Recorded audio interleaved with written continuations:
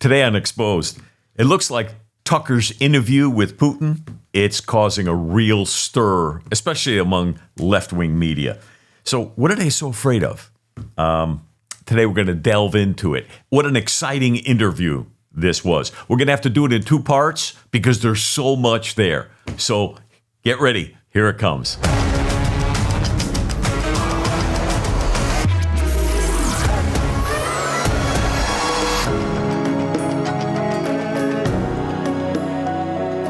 So Tucker shocked the left-wing media and the media elites when he announced he's going to have an interview with Putin. This is kind of like forbidden territory. You might remember every time Trump brought up the name Putin, they just attacked him. They called him every name in the book. Basically, they said he was a puppet of Putin. Putin's puppet. I mean, and pretty much what's happening right now is the same thing. They're basically saying, well, Tucker's crazy, he's stupid, he's foolish, he doesn't understand what's going on. Putin was playing him like a string guitar or whatever. The point is this. What are we afraid of? Even our worst enemies, we should listen to what they have to say. The left has kept us in the dark far too long. So Tucker started this interview with this question. I'm going to read it to you. On February 22nd, 2022, you addressed your country in a nationwide address. When the conflict in Ukraine started, you said that you were acting because you've come to the conclusion that the United States, through NATO, might initiate a surprise attack on our country, speaking of Russia. And to American ears, that sounds paranoid. Tell us why you believe the United States might strike Russia out of the blue. How did you conclude that? Here is Putin's response. On February 22nd, 2022, you addressed your country in a nationwide address when the conflict in Ukraine started. And you said that you were acting because you had come to the conclusion that the United States, through NATO, might initiate a, quote, surprise attack on our country. And to American ears, that sounds paranoid. Tell us why you believe the United States might strike Russia out of the blue. How did you conclude that? So Putin goes into this long 2,000-word plus explanation that is not only historically correct and accurate, but it was intelligible, well thought out, and you could tell the one thing that hit me the most was the comparison between the old man in the White House and Putin. This guy laid out the history, starting with, going all the way back to 800s and bringing up to the position of how and why the Ukraine war started. He was prepared, and he was so prepared that what he did was he handed some documents to Carlson and said, look, you could take these back with you. So we know that, Putin had this all kind of planned out as to what he was going to do. But it did for sure draw a distinct contrast between Biden and Putin. So let's go on to this next clip and let's hear exactly what happens next. Here it is. So Romania and Hungary had some of their lands taken away and given to the Soviet Ukraine, and they still remain part of Ukraine. So in this sense, we have every reason to affirm that Ukraine is an artificial state that was shaped at Stalin's will. Do you believe Hungary has a right to take its land back from Ukraine and that other nations have a right to go back to their 1654 borders? I'm not sure whether they should go back to the 1654 borders. But given Stalin's time, so-called Stalin's regime, which as many claim saw numerous violations of human rights and violations of the rights of other states,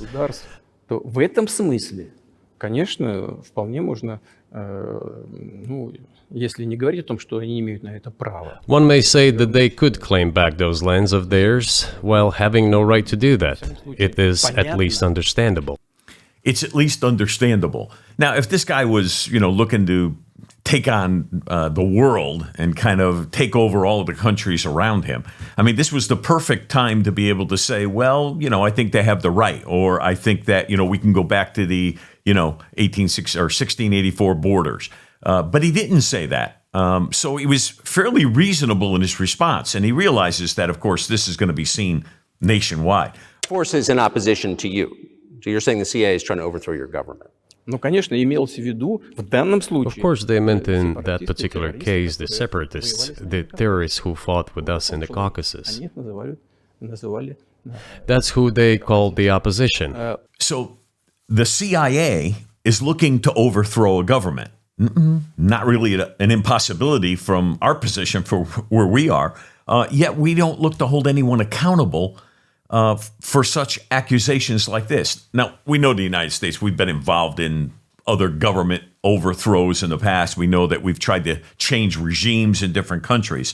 But obviously, the deep state didn't want Tucker to talk with Putin because they were afraid that something was going to be revealed. And another reason why they're trying to keep Trump out of the White House is because all of their doings are going to be exposed in regard to Ukraine, because as we're going to see in a moment, Ukraine is like a kind of a gumball machine of money to the West, to us. So let's go on to this next clip. Moreover, After was invited by Bush Jr.'s father, Bush Sr., to visit his place on the ocean. I had a very serious conversation with President Bush and his team. I proposed that the United States, Russia, and Europe jointly create a missile defense system that, we believe, if created unilaterally, threatens our security, despite the fact that the United States officially said that it was being created against missile threats from Iran. That was the justification for the deployment of the missile defense system. I suggested working together, Russia, the United States, and Europe. They said it was very interesting. They asked me, "Are you serious?" I said, "Absolutely." Let me ask, what year was this? I don't remember. It is easy to find out on the internet when I was in the USA at the invitation of Bush Sr. It is even easier to learn from someone I'm going to tell you about. I was told it was very interesting. I said, just imagine if we could tackle such a global strategic security challenge together. The world will change. We'll probably have disputes, probably economic and even political ones, but we could drastically change the situation in the world. He says yes, and asks, "Are you serious?" I said, "Of course. We need to think about it," I'm told. I said, "Go ahead, please." Then Secretary of Defense Gates, former Director of CIA, and Secretary of State Rice came in here, in this cabinet, right here at this table. They sat on this table. Me, the Foreign Minister, the Russian Defense Minister on that side.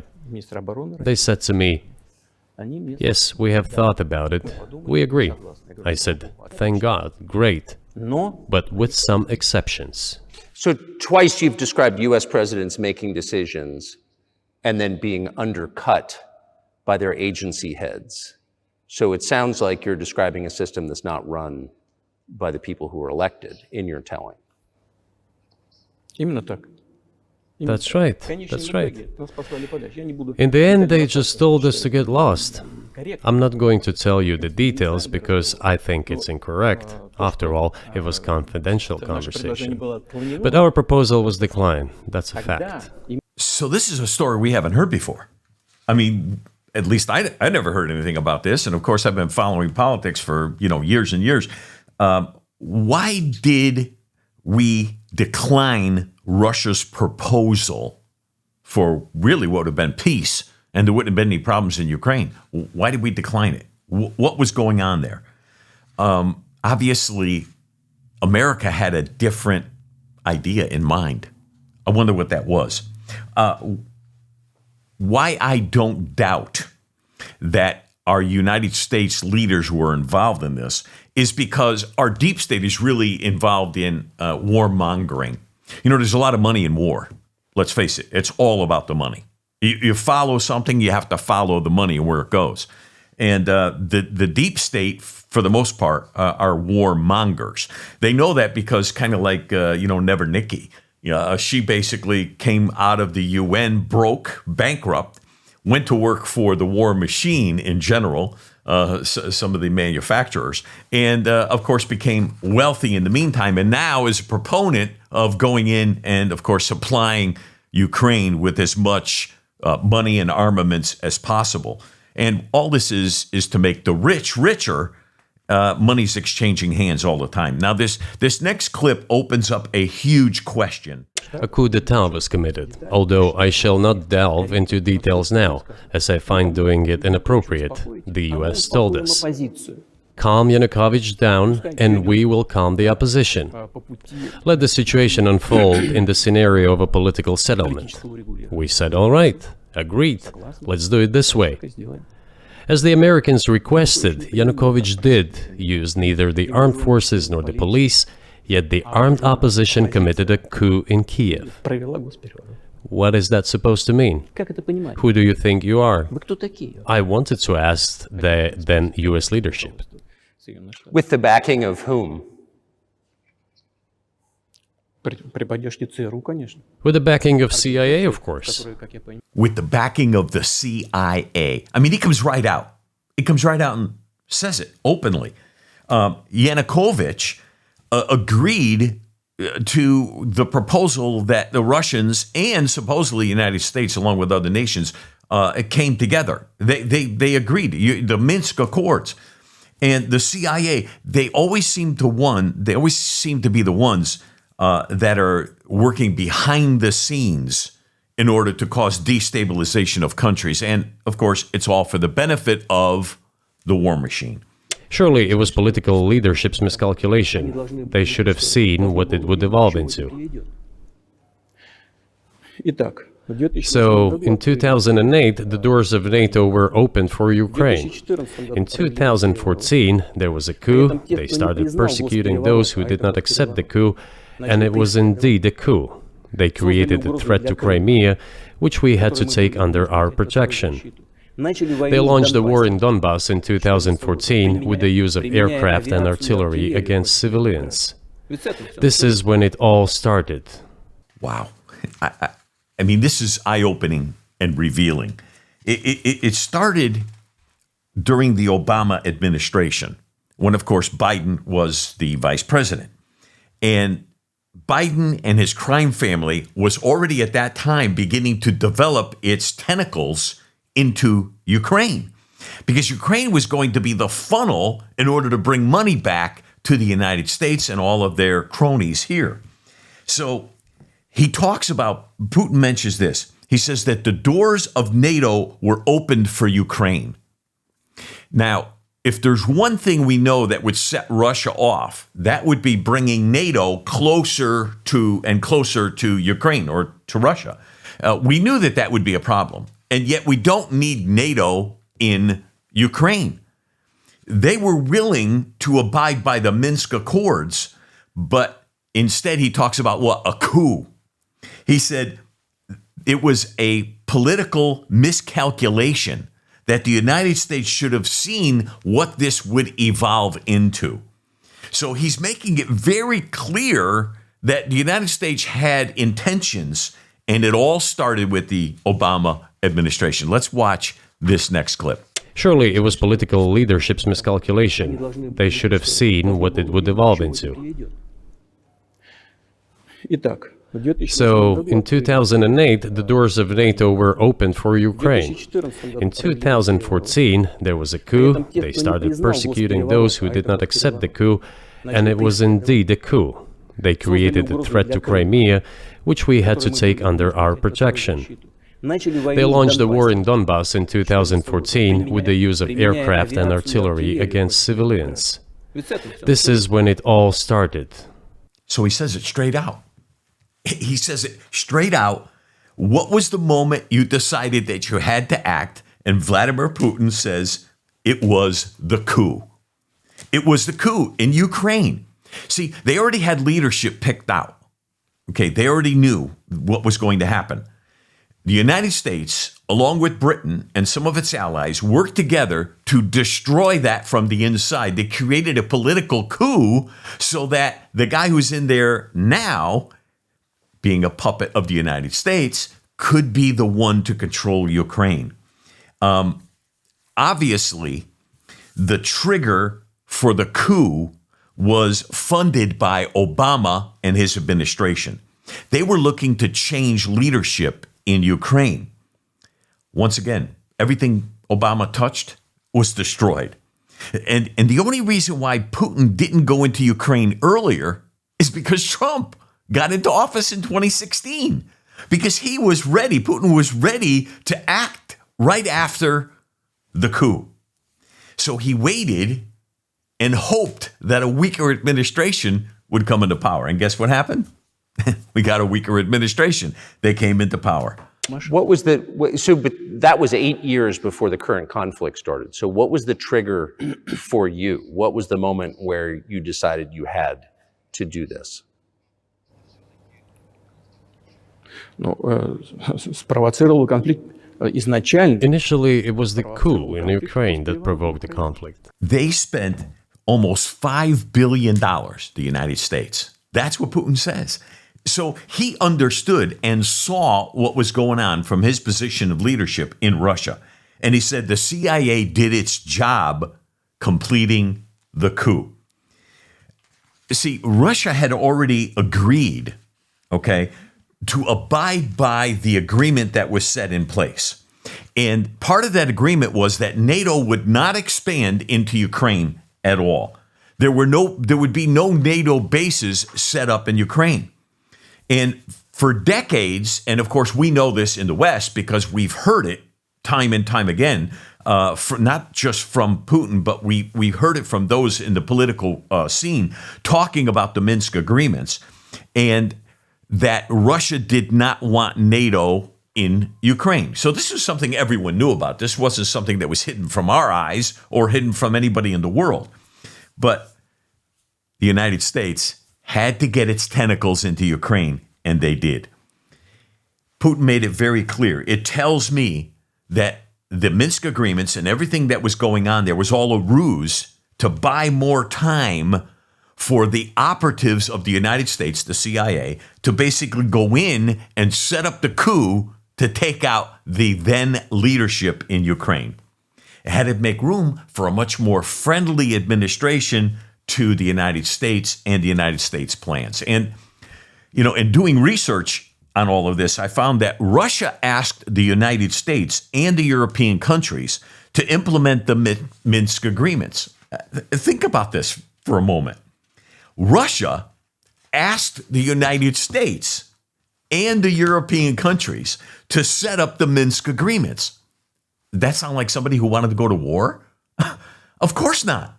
It sounded like someone who wanted to have what he wanted, naturally. He still wanted to have some control of one portion of the Ukraine area, but he was willing to come to peace and to come to terms. And it would have been a win-win for both sides, except for the United States, of course. We would not then be able to deal directly with the Ukraine leadership. And guess what? We send all this money over to Ukraine without any oversight. We have no idea where the money was spent. We have no idea who the money went to. We have no idea where any of it went. And even to this day, there's been no oversight, and there's still no oversight on any monies that we do send there. So this was purposeful. Here's our next clip. This is exciting. Watch this. President Yanukovych agreed to all conditions. He was ready to hold an early election, which he had no chance of winning, frankly speaking. Everyone knew that. Then why the coup? Why the victims? Why threatening Crimea? Why launching an operation in Donbass? This I do not understand. That is exactly what the miscalculation is. CIA did its job to complete the coup. I think one of the deputy secretaries of state said that it cost a large sum of money, almost 5 billion. But the political mistake was colossal. Why would they have to do that? all this could have been done legally, without victims, without military action, without losing Crimea.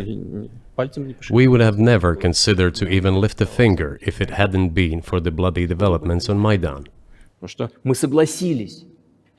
Because we agreed with the fact that after the collapse of the Soviet Union, our borders should be along the borders of former Union's republics.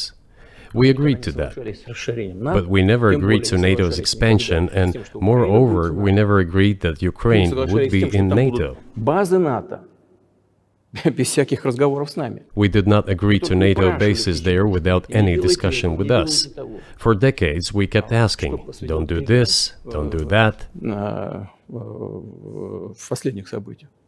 And what triggered the latest events?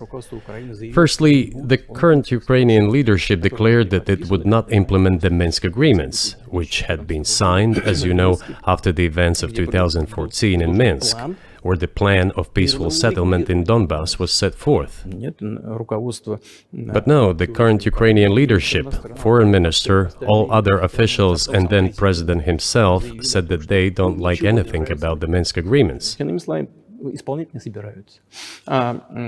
In other words, they were not going to implement it.